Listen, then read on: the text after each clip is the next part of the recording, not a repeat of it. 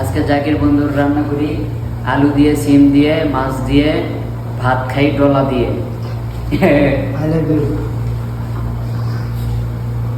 ওদিকে আবার আমার জাকির বন্ধুর খিদা লেগেছে, পরোটা ঠান্ডা আছে, ঠান্ডা আছে। আর এখানে ফিলফিল জাওয়াল মেসারার বেটি মারুনে ময়া। মাছ ভাঙে দেবো? না না, আস্তে থাও।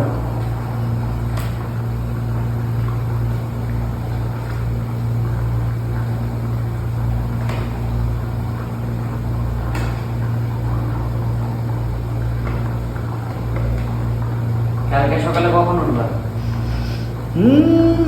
12টা বাজে। এখন তো ফাঁক করে লেগেছি, আর সকালে আগে ওইটা লাভ কি, কোনো ফায়দা নেই। আমি আলু দিতে ভুলে গিয়েছিলাম, আলু কতগুলো ছিল খাইয়ে দিয়েছি অর্ধেক।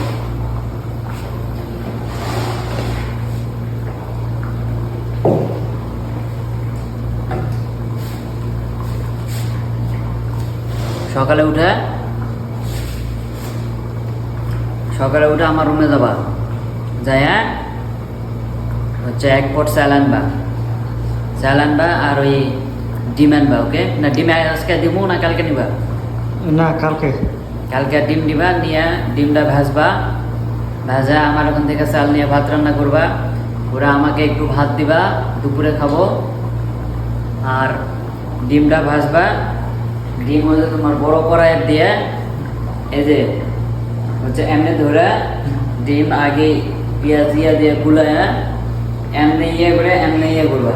ঠিক এমনি বুঝছি, মালুম এমনি করবে না, বড় আছে না, বড় এমনি চুলার হিটটা কম দিবা।